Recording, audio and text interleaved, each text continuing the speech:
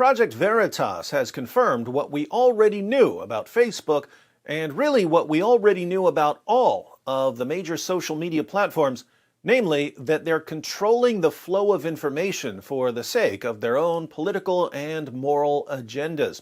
If you're not familiar with Project Veritas, they like to send people undercover to abortion clinics, news organizations, businesses, and so on to find out what's really going on. Things that the organizations would never admit to publicly, but will admit to when they don't know they're being recorded with hidden cameras. Project Veritas just released multiple videos exposing the insane level of bias of the content moderators at Facebook. The emphasis of these videos was on how Facebook employees are trying to influence the election. Let's watch a few clips, and then I'll tell you what I'm more worried about than any upcoming elections. Facebook's notorious for it, and they say they don't, but it's clear that people's content don't comes up because it's been defiltered off the queue. It's a very progressive company who's very anti-MAGA. If you see a conservative post, you just get rid of it. Right. I don't give a I'll delete it. You gotta do the Cheeto out of office. I'm thinking, delete like every Donald Trump post I see on the timeline. Oh, okay, I thought I was the only one. You think? Why not? See, this is a man thing. I thought I was the only one doing that, okay? You could blaspheme Jesus as much as you want on Facebook. But if you go against somebody that's wearing one of those Islamic hats and thinking that they're going to blow themselves up, well, that's hate speech. We bring the game to it could work on the left side. I assume your coworkers were deleting a lot of Trump. Nobody likes Trump on the Islam side. You told me that you just whack all the conservative posts and just gone, right? No, honestly, like every time, like half the time when I delete people for like pro-Trump, I'm like, you should be on a watch list, dude. Yeah. How many of you are like take your own stance and say we're just deleting whatever all the Trump posts? There's only probably like 16 of us. And you guys you just delete everyone? Yeah. So 16 in the morning. So Facebook's like favoring the last legal policy. Yes, it is. Okay. And people get banned and blocked. Project Veritas also interviewed some whistleblowers, people who worked as content moderators for Facebook but decided to speak out about the political bias. As someone who was enforcing policy, I saw everybody around me and I saw myself, and I did a little bit of comparing, and I thought, there really are not very many conservatives here.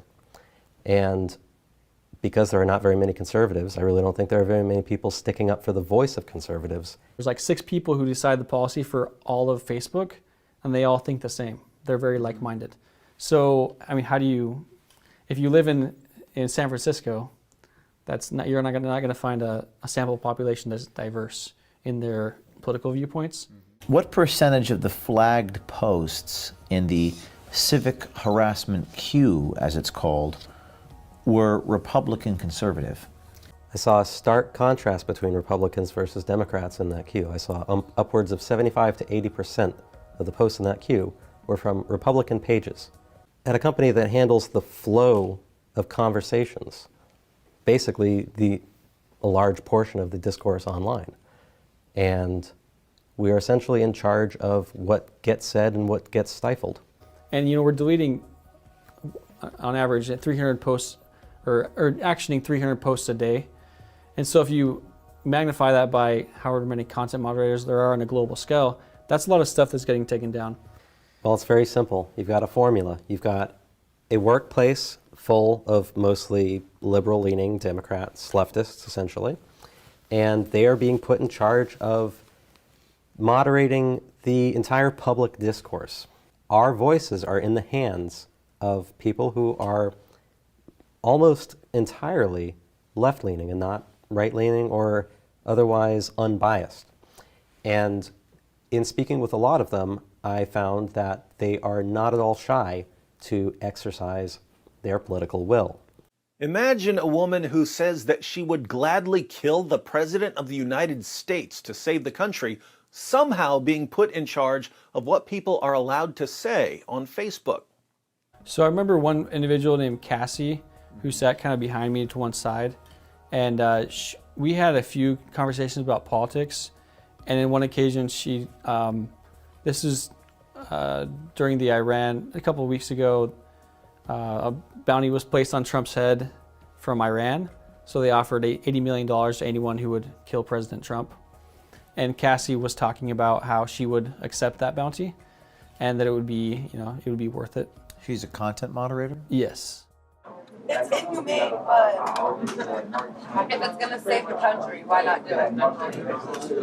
I'm just saying, take him.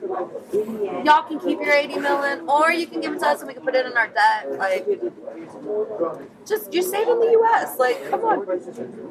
Yeah, that's it. They just want one person. Why not take one for the team? But Facebook can't admit its bias, so the company is forced to live a kind of double life, claiming to be neutral while guiding the course of humanity behind the scenes. We've seen plenty of statements from Mark Zuckerberg publicly about how they don't want to meddle in the election. They want to give everybody a free, a platform for everybody to speak freely. But we know that privately they have very different opinions, and we've seen that with the previous Facebook story that you guys published.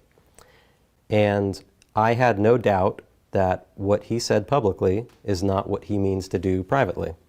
Now, I don't say much about political parties or politicians until what they're doing crosses over into an area that I deal with on my channel, so there isn't really a situation where these content moderators would block my content for being pro this or that politician. And yet, I got so fed up with Facebook for blocking my content that I'm no longer on that platform, which brings me to my primary concern here. These activists who decide what can and cannot be said on Facebook and Twitter and YouTube don't simply block pro-Trump or anti-Biden content. They block anything they don't like, because they were all trained in college to view anything they don't like as hate speech. And all of the platforms encourage their content moderators to block hate speech. If you're posting anything remotely controversial, people flag your content. Everything I post is flagged by people who are trying to get my content blocked. That flagged content goes to the content moderators who are supposed to enforce the community guidelines. But the content moderators are activists who believe that for the good of humanity, they have to silence anyone they disagree with. Do you know who these activist content moderators remind me of? Recently, I made a video titled, "Why Some People Hate Cops, an Ex-Con Explains." I described 5 different kinds of police officers. Some police officers, the worst kind, use their power to harass and control and abuse others. But guess what? You have the same set of personality types wherever there are human beings. When you have the sort of person who will abuse his power, you have to make sure that he isn't put in a position of power. If you put him in a position of power, he's going to abuse that power. Hidden cameras have revealed, and experience shows, that the main social media platforms seem to have a disproportionate number of controlling abusive types on their trust and safety teams.